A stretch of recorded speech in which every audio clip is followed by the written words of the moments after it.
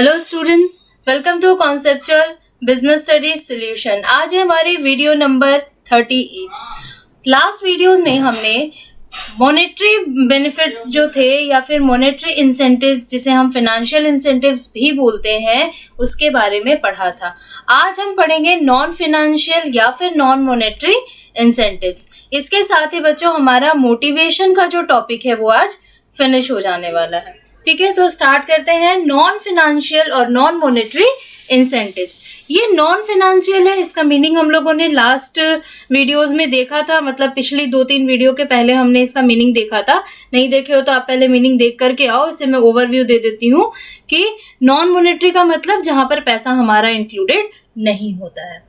ठीक है, तो इसका जो है क्या क्या टाइप्स हो सकते हैं, किस तरीके से नॉन फाइनेंशियल या नॉन मॉनेटरी बेनिफिट्स जो है वो एम्प्लॉयज को दिए जा सकते हैं। तो ये बहुत तरह से दिए जा सकते हैं बच्चों। यहाँ पर ना पैसे को इंक्लूड नहीं किया जाता है, बट पैसे के अलावा बहुत कुछ ऐसा दिया जा सकता है जिससे कि वो जो है सेटिस्फाई हो और अपने वर्क को अच्छे से कर सके। ठीक है, इसके अंदर में आपका स्टेटस से रिलेटेड बहुत सारी बातें आ जाती हैं, फिर जॉब की सिक्योरिटी है, वो सारी चीज़ों को ही हमें पॉइंट बाय पॉइंट क्या करना है, यहाँ पर पढ़ना है। तो स्टार्ट करते हैं। सबसे पहला है status.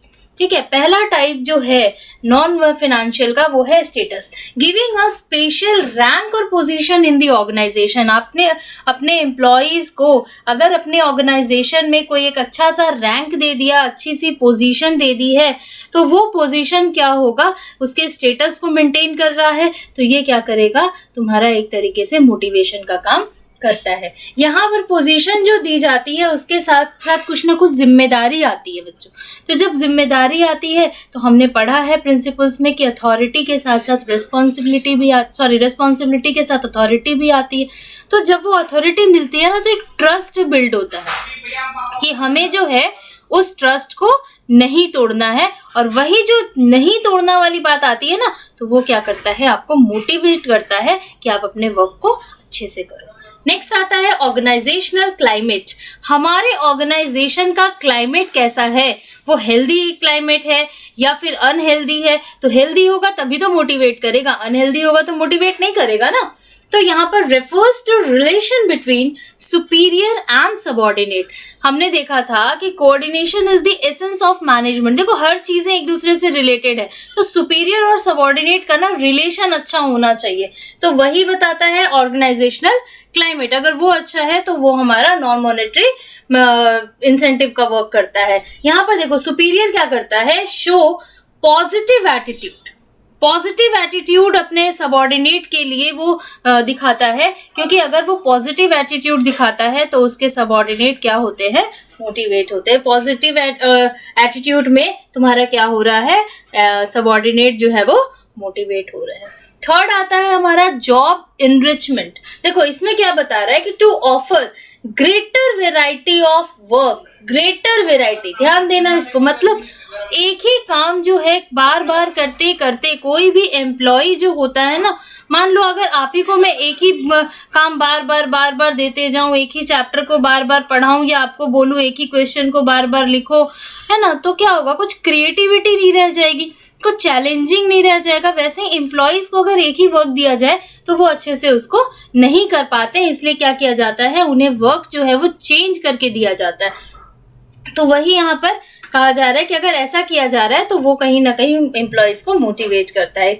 Includes challenging work. Challenging work आता है, क्रिएटिव वर्क आता है, इसमें बहुत तरह के अलग अलग काम, सिंपल हम लोग समझ सकते हैं, डिफरेंट टाइप्स ऑफ वर्क जो है वो दिए जाने चाहिए। ठीक है, मोर ऑटोनॉमी एंड रिस्पॉन्सिबिलिटी। उसके साथ क्या होता है कि उसके पास कुछ पावर आती है, जिम्मेदारी आती है। Provides opportunity for personal growth. जब क्या होता है, वो डिफरेंट वर्क्स को कर रहे हैं तो वो क्या करता है, उसके पर्सनल ग्रोथ को करने में मदद करता है। क्योंकि अगर हम अलग अलग काम कर रहे हैं, दैट मीन्स हम बहुत तरह से काम को सीख रहे हैं, बहुत सारी चीजों को सीख रहे हैं, तो यहाँ पर क्या करता है, वो हमारा ग्रोथ करता है। नेक्स्ट आता है employ recognition programs. Employees recognition programs में क्या होता है ना बच्चों, देखो, रिकॉग्नाइज करना उनको, यानी कि जो वर्क वो कर रहे हैं उसके लिए उनको कुछ ना कुछ रिवॉर्ड देना, रिस्पेक्ट देना। गिव स्पेशल रिवॉर्ड और रिस्पेक्ट, ठीक है। जैसे कि मान लो उन्होंने अच्छा काम किया तो उनकी जो परफॉर्मेंस रिपोर्ट है उसको डिस्प्ले बोर्ड में लगा दिया जाए, ठीक है। साथ ही साथ तुम्हारा आता है कि अच्छे परफॉर्मेंस करने का सर्टिफिकेट दिया जाए। आप अच्छा मार्क्स लाते हो तो क्या होता है, आपको एप्रिसिएशन सर्टिफिकेट मिलता है ना। आप फर्स्ट डिवीजन ला रहे हो तो आपको फर्स्ट डिवीजन का सर्टिफिकेट मिलता है। आप किसी प्रोग्राम में पार्ट लेते हो तो आपको उसके लिए सर्टिफिकेट मिलता है। तो जब ये सारी चीजें होती हैं तो आप क्या होते हो, मोटिवेट होते हो। आप दोबारा अगर फिर से हिस्सा लेने की बात आती है, पार्ट लेने की बात आती है, तो आप क्या करते हो, दुगने उत्साह के साथ में उसमें पार्ट लेते हो। होता है ना ऐसा। वैसा ही एम्प्लॉइज के साथ में होता है कि अगर उनके परफॉर्मेंस को डिस्प्ले बोर्ड में लगाया जाए, बहुत सारे लोग देख रहे हैं, उनके बीच में उनको सम्मानित किया जा रहा है, रिवॉर्ड दिया जा रहा है, तो वो उनको क्या करता है, प्रमोट करता है। साथ ही साथ वो नॉन फाइनेंशियल इंसेंटिव का काम करता है। Certificate for best performance, distributing mementos, ठीक है, ये सारी चीजें इंक्लूड हो जाती हैं इसमें। उसके आगे हम देखते हैं करियर एडवांसमेंट अपॉर्चुनिटी, ठीक है। करियर एडवांसमेंट अपॉर्चुनिटी में क्या है, provide promotion opportunity to employees. वैसी अपॉर्चुनिटीज प्रोवाइड करना जो कि प्रमोशन का कारण बने, ठीक है। क्योंकि अगर मान लो उनको प्रमोशन मिलता है तो it works like a tonic. देखो, because promotion works as a tonic and encourage employees. वो क्या करता है, एनकरेज करता है, मतलब काम को और अच्छे से करने के लिए उनको अंदर से मोटिवेट करता है। अगर प्रमोशन मिली, दैट मीन्स जिस पोजीशन पर वो काम कर रहे हैं उससे उनको एक स्टेप आगे बढ़ने के लिए मिला। तो जब आपको आगे बढ़ने मिलता है, प्रमोशन मिलता है, तो क्या होता है, वो आपका इंसेंटिव का वर्क कर रहा है।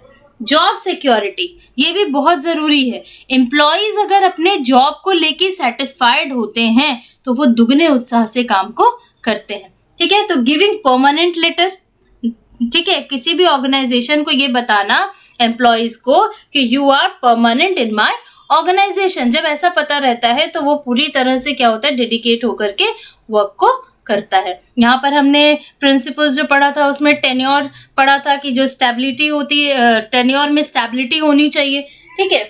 देखो, it ensures safety and security needs. अब हम यहाँ पे नीड की बात अगर करते हैं तो मास्लो की जो नीड थी, जब उसकी फिजियोलॉजिकल नीड सेटिस्फाई हो जा रही थी तो वो अपने फ्यूचर के लिए ही तो सोच रहा था कि हमारा फ्यूचर सिक्योर रहे। तो जब परमानेंट जॉब हो जाएगी तो उसे कंफर्मेशन है कि भाई मेरा फ्यूचर तो सिक्योर है। तो जब फ्यूचर की सिक्योरिटी रहेगी तो वो नॉन मॉनेटरी इंसेंटिव का वर्क करेगा। But may have negative impact. देखो, यहाँ पर एक नेगेटिव इम्पैक्ट बताया जा रहा है। नेगेटिव इम्पैक्ट क्या, कि मेरा तो जॉब परमानेंट है, अब मुझे कौन जॉब से निकाल सकता है, मैं काम करूं या न करूं।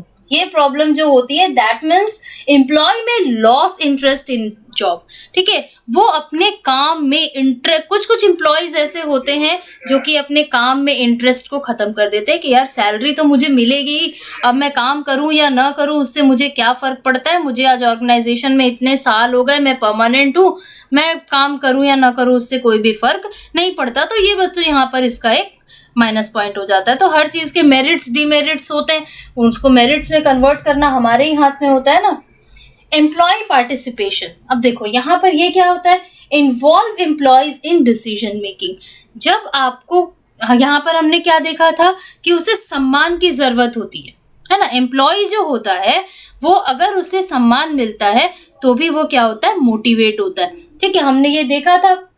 तो अगर मान लो ऑर्गेनाइजेशन उसे डिसीजन मेकिंग में इन्वॉल्व करे कि भाई आपके जो डिसीजंस है वो हमारे ऑर्गेनाइजेशन के लिए बहुत इफेक्टिव साबित होते हैं, तो आप अपने जो है क्या बोल सकते, डिसीजंस जो है वो हमारे ऑर्गेनाइजेशन को प्रोवाइड करिए। आपके डिसीजंस अच्छे होते हैं तो उसे भी लगेगा कि नहीं, हमारा डिसीजन में जो है कुछ ना कुछ बात है, तो हमें और अच्छे से सोच करके ऑर्गेनाइजेशन के लिए काम करना चाहिए। साथ ही साथ एक और बात होती है कि अगर वो खुद से डिसीजन ले रहा है तो उसे वो इम्प्लीमेंट भी बहुत ध्यान से करेगा। देखो, employees follow decision more sincerely when taking consultant with them. क्योंकि अगर आपसे अगर सलाह ली जा रही है, आपको अगर कहा जाए, मैं अगर आपसे बोलूं कि मैं आपका टेस्ट लूंगी, ठीक है, बट जब आपसे गेट टुगेदर हुआ, आपसे बात हुई, तो मैंने कहा कि चलो चैप्टर्स ना आप ही बताओ, तो आपने कहा मैम डायरेक्टिंग हमने बहुत अच्छे से पढ़ लिया, आप डायरेक्टिंग का टेस्ट ले लो, है ना। तो आपने खुद से जब चैप्टर चूज किया है तो फिर मैं उसमें से कुछ भी क्वेश्चंस दूं, आप उसमें कुछ नहीं बोल सकते हो। तो उसकी तैयारी आप और अच्छे से करोगे कि अरे यार चैप्टर तो हमने खुद से चूज किया है ना, अब इसमें अगर कुछ प्रॉब्लम होगी तो फिर मैम बोलेंगे कि चैप्टर खुद ही चूज किया आप लोग और टेस्ट भी अच्छे से नहीं दिया। तो वही बात होती है कि अगर वो खुद से सलाह दे रहा है तो फिर वो वर्क को और अच्छे से करता है। देखो, एम्प्लॉय एम्पावरमेंट एंड, या फिर हम लोग उसको ऑटोनॉमी बोल सकते हैं कि जैसे जो एम्प्लॉयज होते हैं उसके हाथ में भी कुछ पावर होना या फिर उसे फ्रीडम दिया जाना, ऑटोनॉमी दिया जाना, दैट मीन्स फ्रीडम दिया जाना, उसके हाथ में भी कुछ पावर होना। देखो, give more freedom to subordinates, अपने सबऑर्डिनेट्स को, जो सुपीरियर होते हैं वो सबऑर्डिनेट्स को कुछ छूट दे। कैसे?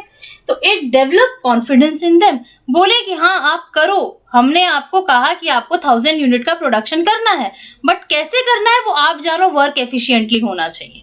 ठीक है, तो यहाँ पर क्या होता है कि उनको लगा कि भाई हमें पावर दिया गया है, हम पे ट्रस्ट किया गया है, तो हमें उस ट्रस्ट को नहीं तोड़ना है।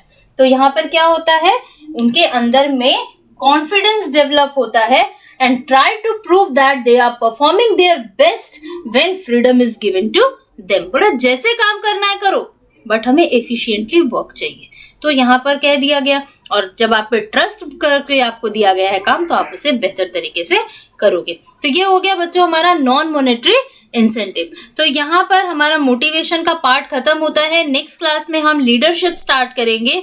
तब तक के लिए अगर मान लो कि आप, कुछ बच्चे ऐसे हैं जो कि पर्टिकुलर नॉन फिनेंशियल का वीडियो देख रहे होंगे या फिनेंशियल नॉन फिनेंशियल केवल देखे होंगे, तो बच्चों जा करके चैनल को सब्सक्राइब कर लो ताकि जितने भी आगे पीछे की वीडियोस हैं वो सारी आपको मिल जाए और आप जो है डिफरेंट केस स्टडीज पढ़ सको, पैटर्न देख सको, कंप्लीट आपको नोट्स मिल सकें, कुछ इंपॉर्टेंट टर्म्स मिल सकें। तो यानी कि होल सोल आपकी बीएसटी की तैयारी अच्छे से हो जाए। ठीक है, तब तक के लिए अगर मान लो इसमें कुछ दिक्कत हुई हो तो आप कमेंट बॉक्स में लिख करके हमसे ज़रूर पूछिए और अच्छे से पढ़ाई करो, साथ ही साथ ज़्यादा से ज़्यादा वीडियो को शेयर करो। तब तक के लिए bye bye, have a nice day and take care.